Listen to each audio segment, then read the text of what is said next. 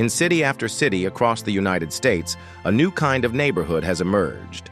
One made not of brick buildings or suburban homes, but of nylon walls, tarps, and thin poles.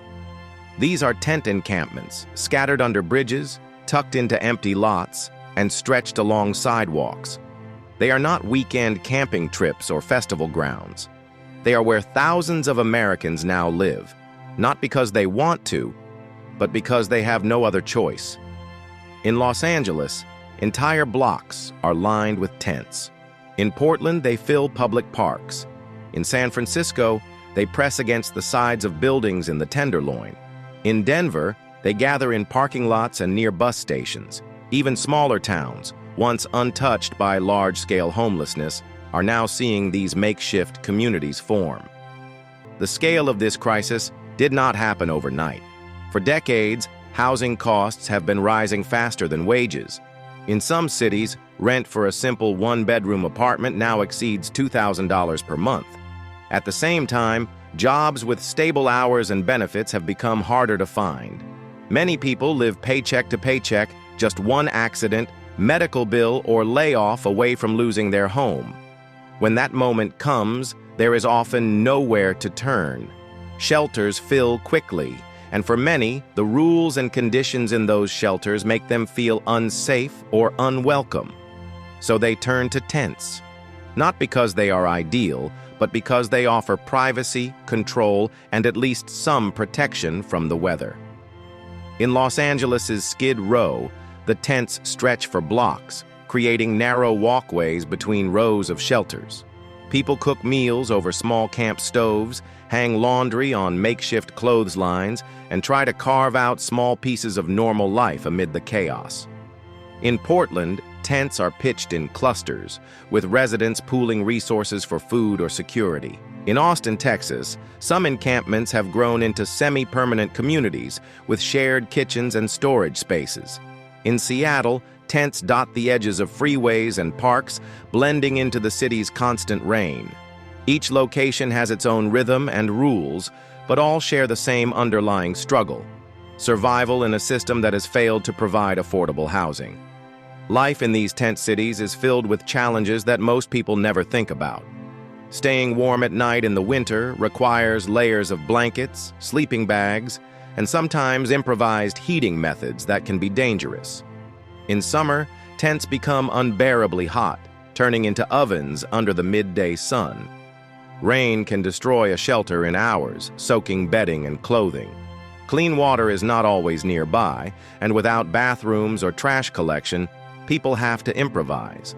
Some dig small pits or use buckets as toilets, while garbage often piles up, attracting rodents and insects. The lack of sanitation brings risks of disease, but options for improvement are scarce. Safety is another constant concern. Tents offer no real protection against theft or violence. Residents keep their most important possessions, ID cards, small amounts of cash, photos, on them at all times. In some encampments, people band together to watch out for one another, but danger can still come from outside or within. Drug use is common in some areas, not necessarily because everyone is addicted, but because drugs can dull the harsh reality of life without a home. Others avoid substances entirely, but the public often assumes that all homeless people are the same, failing to see the individual stories and differences. Many who live in tents once had stable lives. Some worked steady jobs, rented apartments, and paid bills on time. A sudden layoff, a rent increase, a divorce, or a serious illness was enough to push them into homelessness. Veterans, after serving in the military, sometimes return to civilian life with injuries or trauma that makes steady work difficult. Young people leaving foster care without family support often end up here too. Families with children are increasingly part of the crisis, doing their best to keep kids in school while sleeping in cars or tents at night. These are not distant strangers. They are neighbors, co-workers, and classmates, caught in circumstances they could not escape. Shelters, while valuable to some, are not a one-size-fits-all solution. Many have curfews that make it hard for people working night shifts to stay. Some do not allow pets, forcing owners to choose between shelter and their animal companion. Others limit how much personal property a person can bring inside, meaning treasured belongings might be left unprotected. For those who have had negative experiences in shelters, whether theft, assault, or overcrowding, the choice to remain in a tent is about safety and control, even if it means enduring the elements. City governments often respond with sweeps to clear encampments. Trucks arrive, police block off the area, and sanitation workers dismantle tents and throw belongings into dumpsters. Officials say these operations are meant to clean public spaces and connect people with services. But for those living there, sweeps often mean losing everything, from clothing to medications to identification. Without an ID, it becomes even harder to apply for housing or a job. After a sweep, many simply set up camp in another part of the city, beginning the cycle again. Some cities have experimented with different approaches.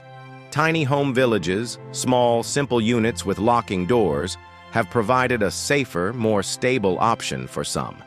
Housing First programs, which prioritize giving people a home before requiring them to address other issues, have had success in reducing chronic homelessness in certain areas. Temporary hotel programs during extreme weather events have saved lives. But these solutions are often too small in scale to match the size of the crisis. For every person who moves into housing, many more are still waiting. The homelessness crisis is not limited to people without jobs. Many in tents work part-time or even full-time, but cannot afford rent. Minimum wage in much of the country does not cover the cost of a basic apartment. Inflation has made groceries, gas, and utilities more expensive, stretching budgets even further.